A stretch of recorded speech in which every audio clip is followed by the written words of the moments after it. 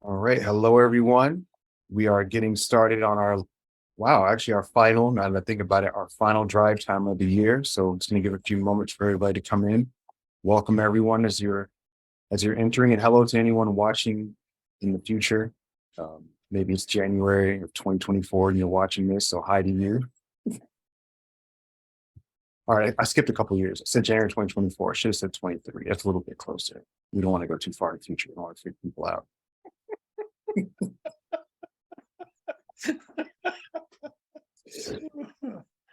All right. So, as always, everyone, we're going to give everyone just about a minute or so before we start with the introductions. And we have a wonderful session for you today. Just a great, heartwarming session for this time of year. So, if you are looking for something to lift your spirits, I believe you found it. So, welcome to this month's drive time. And I'm looking at those people who are coming in. I want to say hi to some of my teammates. Hi, Mark and Mart. See you in here. Thanks for joining. Hi, Carolyn, Leo. It's been a while. Hi to you too. All right, I'm gonna do something that's a little bit different today. Typically, I just read the intros when we get started, but today I wanted to make sure to put some context and faces to the names. So you can see I'm joined here by the wonderful Sarah Stegman, as well as my good friend, someone who I actually look to at not only for mentorship, but for guidance. And that's Dr. Craig. Welcome to this drive time. I'm going to go ahead and do a quick introduction, but I want to show everyone something that's really inspiring for me. So I'm going to start with Sarah. If everyone can see my screen, I'm showing you just a quick image. And this is an image of Sarah doing her best to show people this is how you make a perfect meal. All right, that's just my interpretation. That may not be what happened, but Sarah is an award-winning chef, including a two times James Beard award-winning chef. So I want to highlight and celebrate you for that, of course. And as well, she's a co-owner and chef of the Prairie Grass Cafe, a popular local source restaurant just outside of Chicago. With her mission, she has been one of the founding members of several philanthropies. We're going to be talking about that a little bit later. She supports the educating as well as the mainstreaming of organic, sustainable food movement. Love that. And she has been a passionate person with the purposeful cause of working with women and mothers in the culinary industry.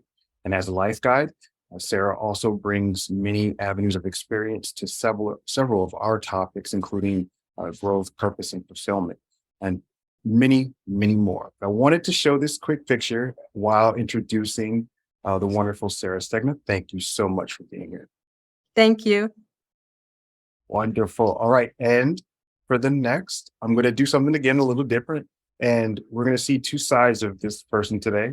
So this is a quick picture of Dr. Craig. so Doc, I had to. I'm sorry, because now so it's all happening. It's all happening. So Dr. Craig has held many jobs over his life, from a cowboy to a college professor. That's right. He's done just about everything. But whenever asked for an introduction statement, his reply is always the same.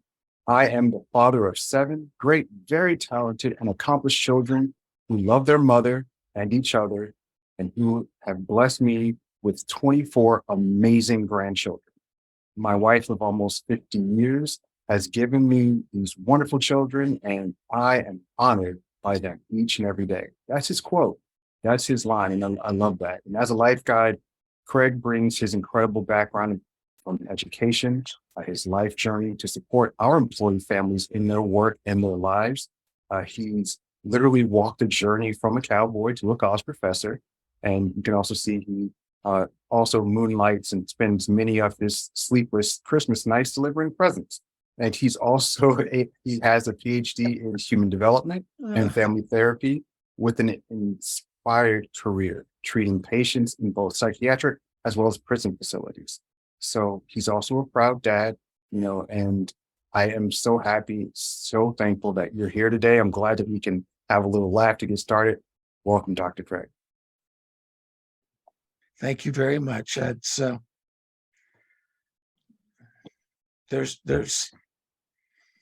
I enjoy playing Santa Claus, and it is one of the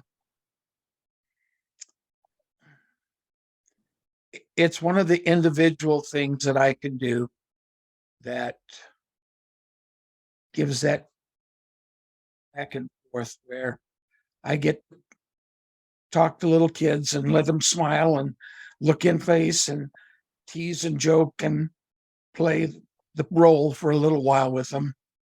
And they give me such an uplift in my spirit and my heart. And just, I'm not sure how much I'm giving back when I seem to take a lot more back into me from it. It's just a great thing. And I really love doing it. So I was a little surprised to see the picture, though. Like I said, we call an audible. We're doing things a little bit different. It's the last one of the year, so we have to throw in some wild curveballs for everybody. They're pretty much used to it. Yeah. I want to come back to you providing your support as Santa. I mean, of course, we're seeing two sides of Santa. We see we're seeing the relaxed Santa right now. This is Santa just chilling out and hanging out with friends instead of out working and delivering presents. But I want to take a quick pivot and ask my first question to Sarah. Offline we were talking about some of the organizations that you've been instrumental in creating. Especially when it comes to understanding how to source food properly. And I just want to hear your story about giving back in that way of creating opportunities for people to, have better nutrition and better opportunities for livelihood. Yeah, I think that that when you talk about creating an organization, it sounds like a monumental thing that you're going to do, but it starts from the emotion of something you're passionate about. And you want to make a change in the world. You want to make it better. And for me, because I'm a chef, it's around the food source that I really want it to be something that everybody has access to, and that we all understand that you want us to be as healthy as possible. So buying local and organic foods can help along that pathway. So I was one of the founding members of Green City Market, and that was 23 years ago. It's a farmer's market in Lincoln Park. And my whole career, I've been a voice and a spokesperson for local. But it really is that overriding passion that I have that tied that together. And I feel that way about the industry, and working mothers within the industry, how difficult it can be, and offering people support. So even though it may seem like a big project, it is about that one-on-one connectivity that can help if I lend my contacts and my knowledge and my mentoring that can go into making that person's life better. And then it kind of makes the whole industry better, because we have a better understanding of how to treat people and how to incorporate them into our workplaces. So if you look at things from a perspective of what you're doing and the kindness that you bring to the world, it can magnify. And these last 6 months, I worked with a group of people, other chefs, Tony Priolo, and a number of people that came together, and we raised money for the refugees of Ukraine through World Central Kitchen, the refugees from the war in Tigray. There's a camp in the Sudan that we sent food to and medical aid, and for the hurricane in Puerto Rico, through World Central Kitchen, we fed people there. So we raised $850,000 in the past 6 months, and it literally was a group of chefs that came together from Chicago to do this. And I think sometimes you just need to,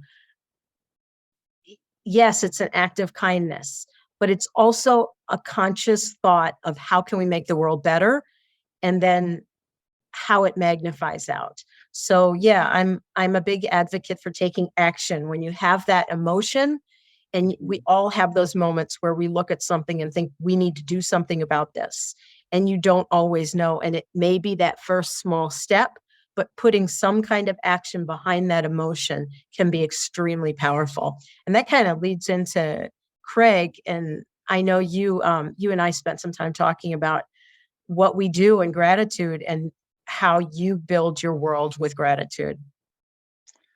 I think, honestly, that one of the very most important things in giving back is to remember that small acts of kindness, little bits of courtesy, example, just saying thank you, being a gracious person and noticing when someone is doing something nice or helping something like that, just little acts of kindness can have quite a rippling effect. And Sarah and I talked that she indicated one of the things that we chatted about was how much positiveness can affect and bring positiveness in other people and around you. Sarah is extremely gifted and good at the organizational things that take the momentum and give it a direction and give it a force to move forward on. I think that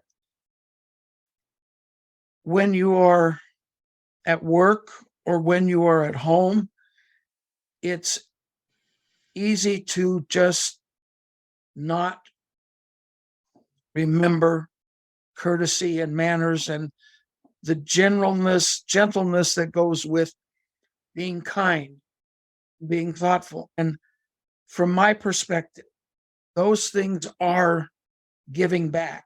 They are returning gratitude from you to another person and helping that be engendered in them.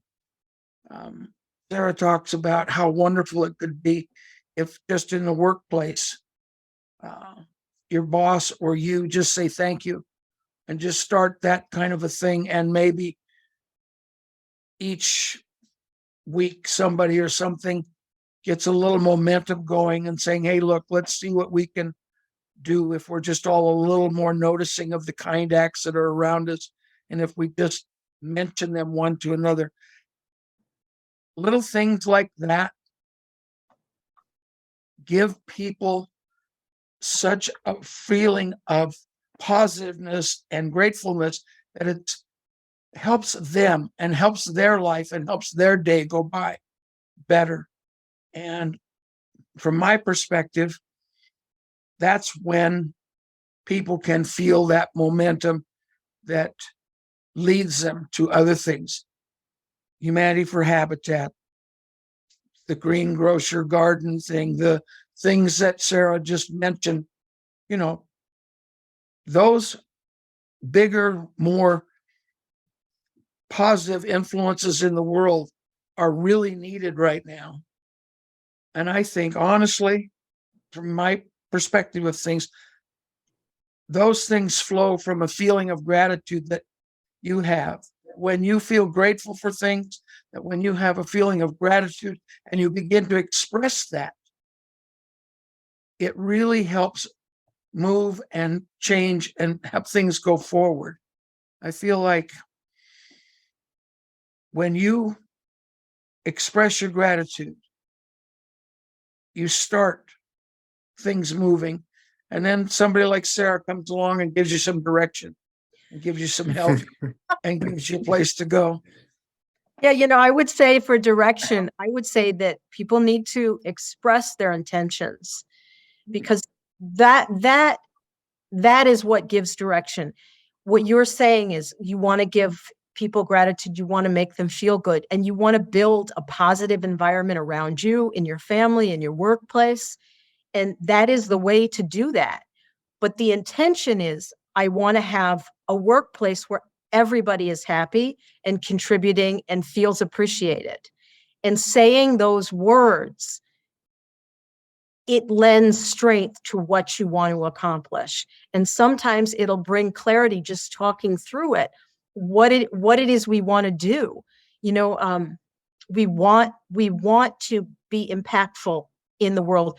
We want a community of chefs around us. This was one of my intentions, that I wanted to feel supported and support others, regardless of their nationality, race, belief system.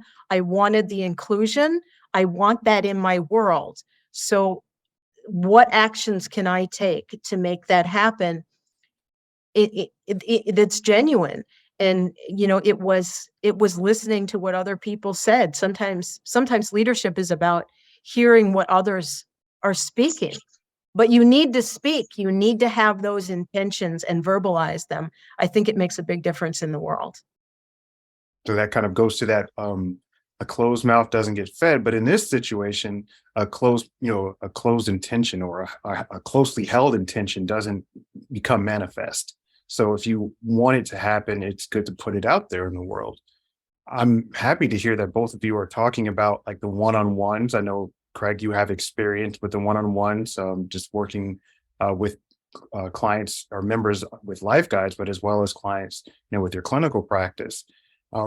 Mixing the intentions, how important is it for someone to know what they want to do? Or is that just like the second step? Meaning, No, like, what's the inspiration? A second step, okay, if that's fine.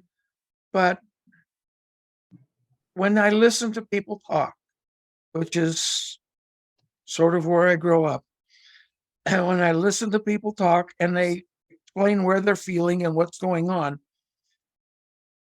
helping them find a level of gratitude inside themselves, helping them understand things that they are thankful for, and helping them manifest and talk about that.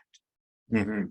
Okay. And so if I'm an employer and I have a group around me, I start with my secretary. I start with my person who is management over this team or over that team. Start with my little leadership group, and I start noticing and saying thank you to them. I not only notice what they produce, but I notice the little things that they do, maybe the things that they worry about with their own family at home, so that I can help them see that I am interested in them as a person. Now, then that flows from that. If I get interested in people as a person and they begin to feel valued and accepted and wanted, then not only do they job satisfaction go up crazily, but also you have them beginning to trickle down and be thankful to others and notice others, because from the leadership, I have started that momentum and down. Okay, now I'm at the workplace and I've got this feeling going and things are happening. And then Sarah comes. And with somebody with that little ability to see beyond and help that, somebody gets an idea at the workplace. Somebody who has that organizational abilities and things. And the next thing you know, our whole company is doing Christmas tree angel things and giving back to needy families in our little community. Okay. We're not going out abroad. We're not having to go far away. We're not having to do anything like that. We could, but what we're doing right now is just helping somebody close to us. And if we do that, we help people close to us. And that's how Habitat for Humanity starts, right? They wanted to do something for somebody that was close to them. There was a need there, and they began it from that, and that just began to snowball. And now everybody, you say habit. I got you. Habitat for Humanity. Thank you, sir. When you get that said, it carries a huge picture to people all around. Everybody gets that now. But it started by somebody saying, I am so grateful for the things that I've got. And there's a need right there. I can get out of myself and do this. It's great that you're a good person. Yay, cheers, hello, wonderful. But being a good person at this day and age and this time in the world is not quite enough. You need to find something that you can stand for, something that you can put your passion and your gratitude into. And Sarah does such a great job of helping us see those things. And it was just her and her colleagues and a few chefs that she knows, and they start talking and going, and here we go, boom. Big thing, right? Big changes start small. So that's what I'm taking from what you're saying is Yeah. even like on a smaller level, it doesn't have to be a grand, a grand gesture. It can be pretty small. And that reminded me what we were talking about offline when you mentioned Habitat for Humanity. Shout out to my good brother Brandon Price, who's the CEO of Habitat for Humanity in Fayetteville, North Carolina. He kind of inspired me the similar to the way Sarah inspires us with starting small. He came from a law background and then pivoted into supporting his community because it meant more to help individuals so that they could grow. And so that gratitude and that giving can grow. So that maybe is another question for you, Sarah. Like, what if you wouldn't mind sharing just a little bit about like where you started? Because I know some people hear how much money you've raised and it's like, oh great, I want to do that, but you started somewhere. So where did you start and how did that grow? Yeah, I think the expression "you have to show up" is so important. That it literally was. I responded to an email. One of the guys sent out an email that said, "Are you watching what's happening? And we need to do something. I feel like we need to do something." And what happened on the email stream was, "I'm in, I'm in, I'm in, I'm in." It just went from one chef to the next. And I picked up the phone and called and said, "Okay, what do you need? How are we going to do this?" And then we built and shared our contacts. I think this is such an important part of what we as individuals can give back. We are all connected. We have a network of friends and family and resources. And when you start to think who can do what to help, it's amazing that those contacts, other people may not have what you have. And when you bring them together, it doesn't take many people to all of a sudden you have all these amazing resources. And when you ask for help, people respond. They say yes. There's a lot of times when you need help. How do I figure this out? And doing this has been very humbling. That over and over again, I've had to ask, "Can you help? Will you donate money?" I did ask people that, and I never thought I'd be in a situation where I'd be asking people for money, but I did. And Right. and what can you do to contribute? Because I need help. And it was those words that pulled people together and that vulnerability and being willing to be in that situation where you're uncomfortable. It's outside your realm of what you normally do. And then all of a sudden the response is supportive and you are connected. And that connectivity is so important. And I was going to say one of the things that I feel very strongly about LifeGuides, and it is why I'm on this platform, because I wanted to give back. But it's that moment in time when you're talking to somebody and you are making eye contact and you are focused and you are giving your 100% attention to the other person and them to you, that powerful things happen. It's that connectivity that brings the world together. It's what we talk about on the LifeGuides platform and what happens in our relationships and in our communities. And that all of a sudden the world is very small when you allow yourself to feel connected. Craig, any thoughts on that? I know you have a lot of experience with one-on-ones and bringing out magic. Well, when Sarah says the connectivity, it reminds me that, months ago, I don't remember when. I'm getting old. You see all the white hair. That means my brain cells are freezing. So, what I'm trying to say there is that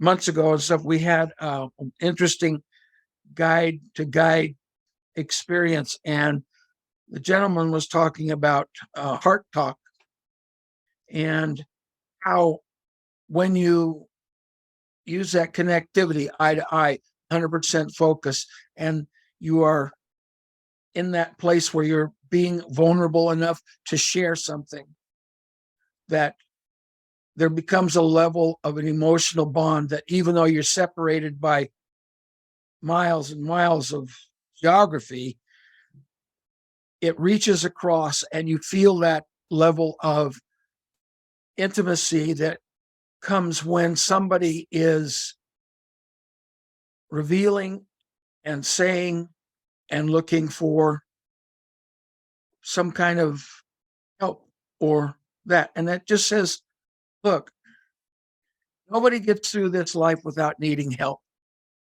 We all have pain. Pain comes. Pain's a part of this world, and you're not going to get rid of it. What you're going to do is learn to manage it and learn to handle it. And through those little connectivities, one, you get help, but two, you allow the person who's helping you to feel and have gratitude for that experience being shared. Okay, now I realize that I'm talking too much, but I'm going to just share a little intimate story here, okay? Please do. Over the last little while, I've had the interesting experience as a guide that men have gotten a hold of and just for some reason used their benefit, and they have had the benefit for a while, but they haven't ever noticed it, and they haven't really ever wanted to use it or worried about it. But all of a sudden they did. And I was able to connect with 4 or 5 guys and who were just looking at it and say, I just need to try to talk to somebody. And as we talked, it was revealed that they were feeling very negative about their work environment and their workplace. They were having a lot of frustration with whatever it was, but they were having frustrations. The conversations back and forth, me trying to help them see the things that they were grateful for. What did they bring to the force, and what were they grateful was going on around them, and how they could then see their value to the community that they were a part of, that little work group that they had, or that larger environmental place where they were frustrated. They had a value there, that they were making input and they were in effort. Just because they were trying, they were helping and they were giving back. The thing that is so important in the connectivity issue is that you gain that feeling, but it comes back. It's a mutual thing. Everybody grows in the relationship as positiveness begets positiveness, and we feel that shared. Sarah has a super ability to help people understand, let's get together and do something. And doing something is a big deal. It means, as Sarah said, coming out of your comfort place and saying yes. Just getting involved and helping. Christmas time, people do that all over the place. But once in a while, that feeling can carry off and be done all the time. Yeah. Just, it can be and ought to be. We have more to share and more to give than a lot of times we think we do. And it just takes remembering to be grateful for what you have and where you're at. And if you can be grateful for that, and you can find that feeling and you can work with that, someplace, somewhere, somebody like Sarah is going to come along and say, I need help. We all need help. Everybody needs help. But Sarah will give you a place to stand up and be counted and to move something forward and to make a difference. Make a difference in yourself. Be grateful. Be happy and grateful, and then share that. Go out of yourself and say thank you to others. Well, thank you. Well, thank you. I'm going to go ahead and take your advice right now and say thank you for that, because it's important to acknowledge others. And I want to really highlight what you mentioned about just supporting some of the members here. There is a need to focus on the positive, but it doesn't mean that we are overly non-observant to the negative. The negativity is there. You have to acknowledge it. It's 2 sides of the same coin. And, I've learned so many things in this past year. For example, how suffering is, and I learned this from Archbishop Tutu and the Dalai Lama. They did a book called Joy, and it talks about suffering and how suffering is pain, but it's mixed with love. Because compassion can find that suffering and heal it. And so that's how you can help people, is being compassionate. And it's not just being compassionate during Christmas time when everyone's expected to give back to their community. It's about being compassionate and coming together even in a random Tuesday and in an October, rather than always in December. But I do have a question for you to bring back to organization. Sarah, you mentioned earlier that you messaged, a few people, and you even asked for donations, which is something that you didn't see yourself doing. Can you share with me maybe something that you found helpful in your organizing trajectory to help you get the people, part of it? Was it something exciting? Did you send them a nice joke? What worked for you? Yeah. So it's funny that you asked that, because I actually do have a strategy that worked. I texted people and I said it just in my own words. I'm doing this on this date. Will you help me? It wasn't anything more than that. I had people, I'm not a really good email writer, nor do I respond well. I'm just very direct, and I don't like to take that time to write big documents with all the information. That was hard for me. So I didn't. I just put it in there. And then one of the people in our group is good at that.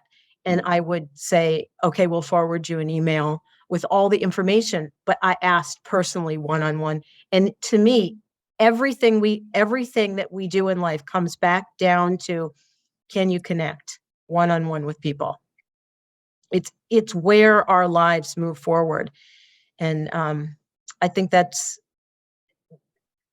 such a powerful statement, that it isn't a big act of, I'm going to do this grand thing. It's individual connecting with other people, because that's how we make things happen, is when we come together as individuals. No doubt. No doubt.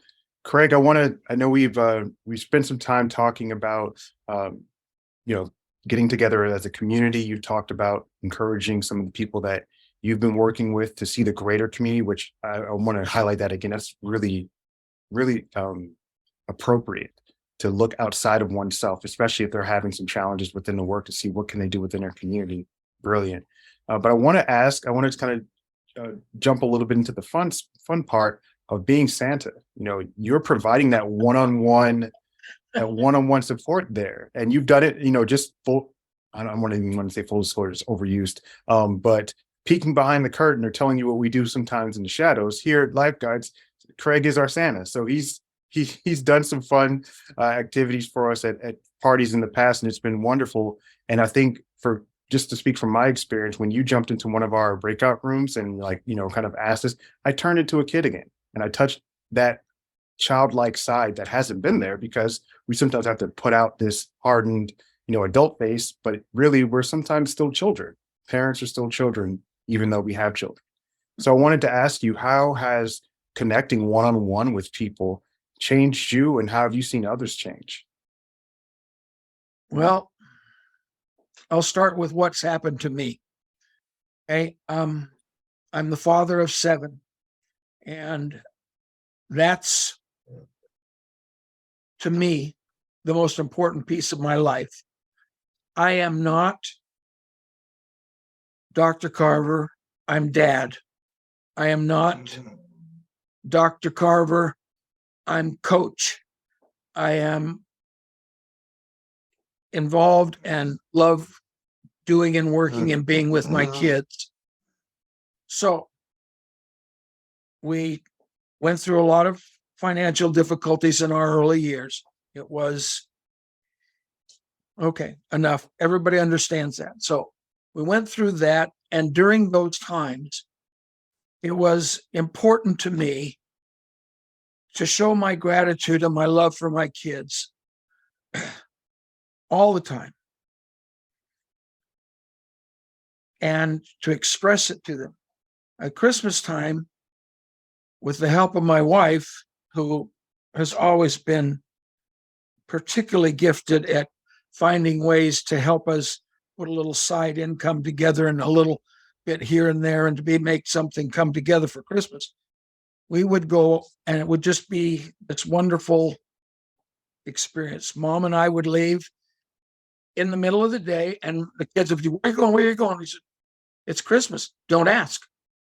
It's Christmas. Don't ask. And most of the time we didn't have any place we could go, but we would pretend and we would drive around and look at houses and do other things. We didn't have anything to do. We just had to pretend. We would bring that pretend back to the family. And we began with, don't ask, it's Christmas. And then if you don't believe, he doesn't come. Just silly little things to help the magic inside the kids and the anticipation. I got teenagers who are sitting there going, don't ask, it's Christmas. I had teenagers. I mean, I got kids who are 16 in the middle of the throes of not wanting to do anything mom and dad have to say with. And all of a sudden, during this month, they would say, hey, don't ask, it's Christmas.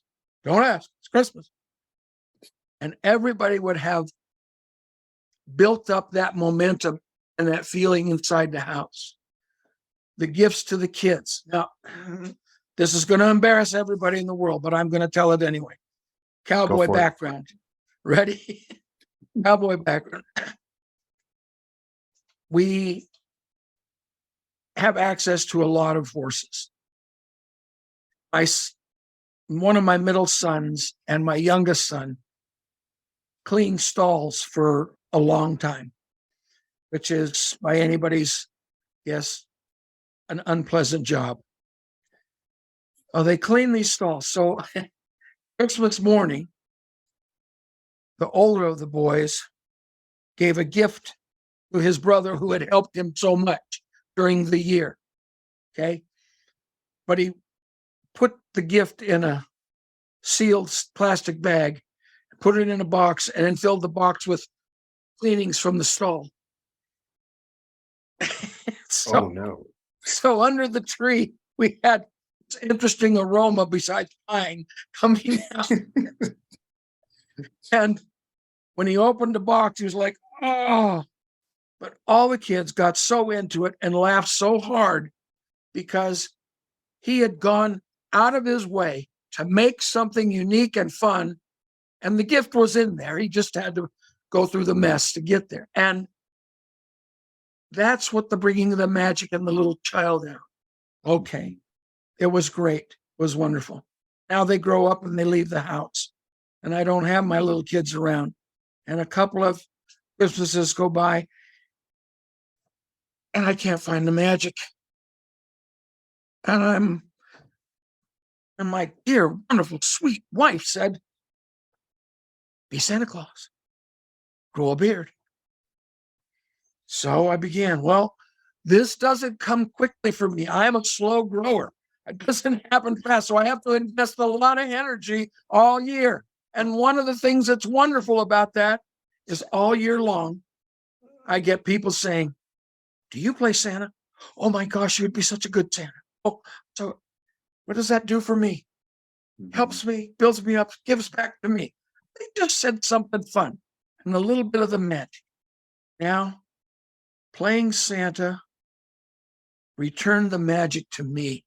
Yes, I try to help give it to the little kids. I've had little kids come and sit on my lap when I'm in the barbershop, and they come up and sit down beside me and say, well, and they just start talking. This is in June. And they just visit and talk and start sharing things and going on. Now, if you're going to wear the beard and you're going to play the part, you got to play the part. You can't go part way and do it one. No. So to them, I engage with them one-on-one, eye to eye, trying to share.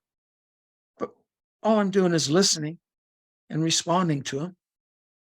What I'm doing, the magic is coming from the kid. They bring it to me. When I play it for adults, and this is the fun part for me, when I get somebody who will play back and come back and forth with me and just do it, the whole room changes. The whole atmosphere changes. It does. I can get you remember in those silly little party rooms and stuff, we had some really fun times. Well, Mhm. the same thing happens anywhere. If you're in the workplace and you begin a happy, positive sense between people, you can help move that environment wherever you are to make it that intimate, wonderful feeling. Just sharing the magic is so important. And the magic is listen, give back, as Sarah said, be connected. Yeah, it's fun to play sand, have a really good time, but it's certainly something that I get a lot more from. Oh, that's heartwarming. Well, Thanks for sharing that story. Very, very good story.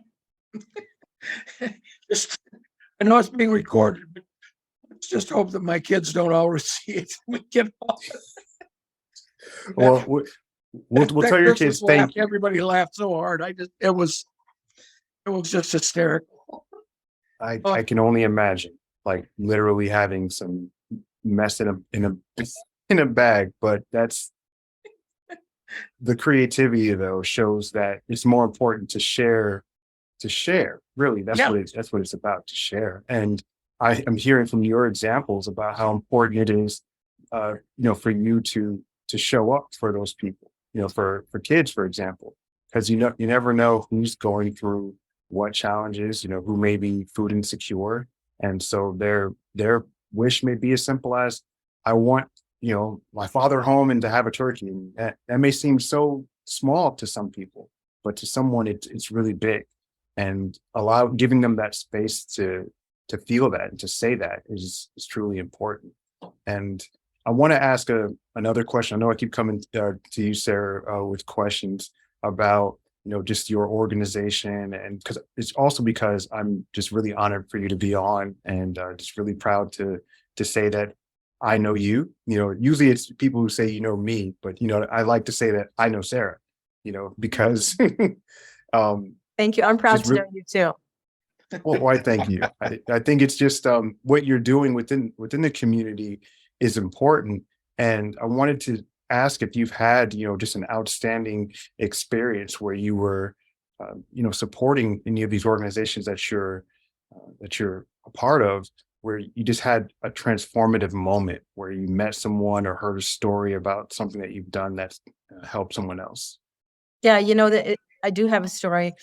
Um, I remember that I was driving along, and I was listening to the radio, and it was talking about um, the violence and gang problem we have in Chicago and the shootings, which are there isn't anyone in this community that hasn't had a conversation about it Mhm. and thinking we should do something. And the the radio person was talking about how empowering the people that are on the ground floor and are actually trying to make a difference in their neighborhoods is where we need to direct the money and the flow. And I thought, that's brilliant. Instead of always thinking top down, sometimes Mhm. we need to support grassroots. And I came across this gentleman on Instagram who his food. I was actually looking at the picture and I thought, oh my God, that looks like my food, and that's what drew me in. And then he was like, and then I was like waiting to see if he was going to mess it up or not. And he just held his ground. He was talking about local, and the organization that he has started is called the Evolve Network, and it's about um, helping inner city youth from farm to table to restaurants. But his degree is in psychology, and it's about that wellness space that we create around the process of creating food and eating together. And this is the same thing that I say in my restaurant. I didn't want a restaurant because I want to be the most creative person out there, or I wanted a restaurant because at that moment in time, that feeling you have when you sit down at the table with your friends and family, you're taken care of and you nurture yourself through the food. That's what I wanted to create. And this guy was doing that in the school systems and helping people. So I reached out to him like blind on Instagram, didn't know this guy, and said, I'm going to back you up with everything I got. And we've been working together for about 4 or 5 months now. I've connected him to multiple funders, And if there's one thing I know how to do, it's raise money. And we've There done you that. go. There you And go. the power of that feeling of helplessness and listening with the spark of an idea on the radio, and then taking action behind it and finding somebody who is in the front lines doing what I believe can make a difference in our community, and putting my money, time, energy behind him and supporting him. It was this moment in time that I am more proud of that work than almost all the other stuff that I've done, because we are in crisis and it needs to happen. Do you Wow. get the feeling of the passion? Do you understand why Dr. Dave and I are so honored to be on this thing with her? This lady is amazing, and she brings just such passion and such capability to this. And I'm just, oh, Sarah, Thank you. thank you so much. Thank And you. I'm honored to be on with both of you. We're having a good old love fest here. Thanks. Great way to end the year, and thanks for sharing that amazing story. I think it's important. It reminds me about how important it is to have those little moments where you choose somebody or choose an intention, because being chosen is a really big part of making things happen. So like when you chose him and you said, hey, I'm going to back you, like it's a wonderful feeling when someone chooses you, when they say, I want to fill you, I want to give you my energy. And I had a similar experience where I chose a family to sponsor. And it's a wonderful feeling when you do that, when they reciprocate that appreciation, but not just because they were receiving gifts, but because someone took a chance and chose us, chose my family, and looked at us. So that reminded me of that. I just wanted to make sure I shared that. And I know we're coming down to the end. We're going to be doing something a little bit different today. And I wanted to ask everyone within the audience, and even if you're watching this, in a recording, be sure to put this in the chat later down the line. But we wanted to see, what organizations do you champion? Do you choose?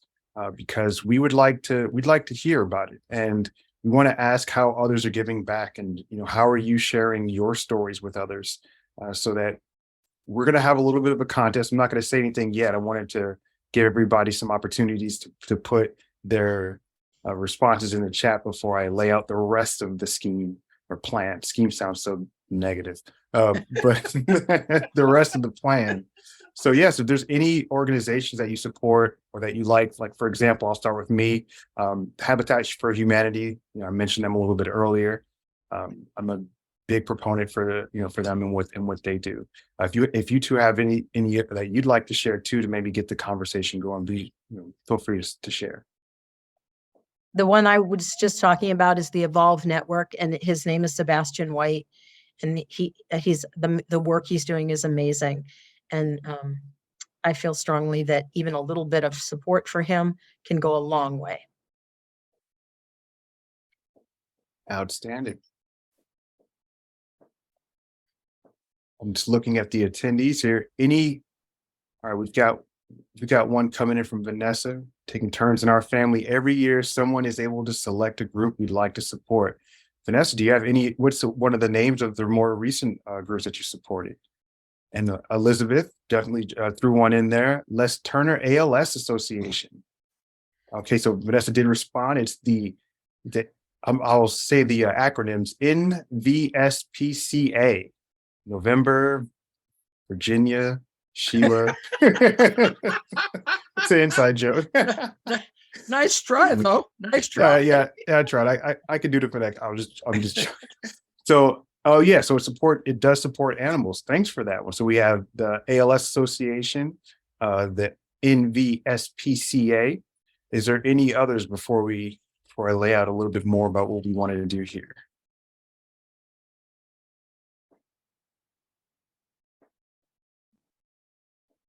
All right, gave a few moments there. So to lay out what we want to do here at LifeGuides is we want to donate. We want to support the organizations that our community is providing donations to. So we're going to choose one of the one of you lucky individuals who posted your responses of organizations that you like to donate to.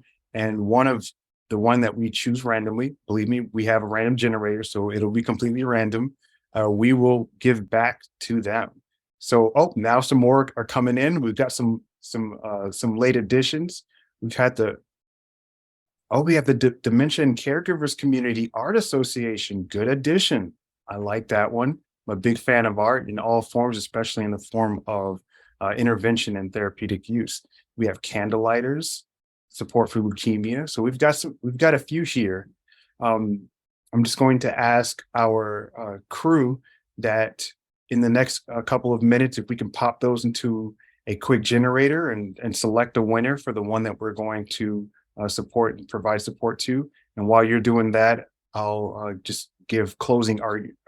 Sorry, quick story. I have a background like studying law, so there's a lot of that kind of legal jargon that comes out sometimes. It's no longer. So when I say closing arguments, that's not what we're doing here. Let's have a closing love session. There we go, love fest here.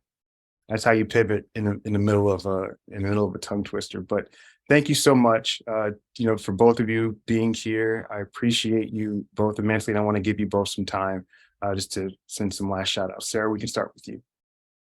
Yeah, thank you for having me. This it means a lot to me to speak about the things that I am passionate about. And I would say that the LifeGuides community has been so positive and reinforcing all the values that I feel are just the empathy. And we need that kind of kindness in the world. And whether it's what, like Dr. Craig said, that, you say thank you, but you understand that by doing that, you are building the kind of world that you want to have. Mhm. I think that one of the most exciting things about being here today and being able to talk and share is that we understand that if we are feeling gratitude and we can find that inside ourselves, that we have then begun the momentum to move something forward. And that being a good person is wonderful and it's really helpful. But in this day and age, in this time, in our world that we live in right now, it's important to get involved, to stand up for something, find a cause that you feel passionate about. Sarah has done such a good job of letting her passion show and letting her feelings go and having people understand when you are a good person, you've got a good start. And we're appreciative of that. Everybody is. But now stand for something, move forward, have a good time by uniting and finding others who favor the same thing for you and get involved. Just stand up, be counted. Wonderful. Definitely stand up. Definitely stand up for what you believe in, and stand up for others, because some people they need that help. And show appreciation is so big. And I want to share one thing about this organization that I appreciate. Been feeling a little under the weather, and the amount of support that I receive from all over, for even all the way, from the founder, to some of the board members. You don't see that in many organizations where people say thank you and I appreciate you and I see what you're doing. I hope that we are starting something new that other organizations can adopt and see the importance of valuing humans' time, because it's something that we can't get back. So just appreciating the time that people put into some of the intentions and overall goals that we have as a community. So with all that, I want to say thank you to everyone.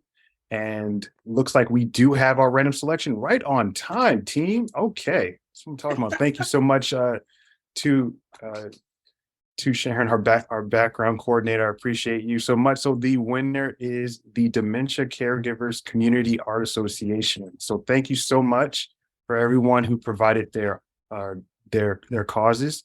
We will be donating to this organization just as part of our Giving Back series here. So as the last Thrive time for the year, I hope all of you have a great rest of the year, and we'll see you in the new year. Bye, everyone. Thank you. Thank you, everyone. Bye. Ho, ho, ho. Merry Christmas.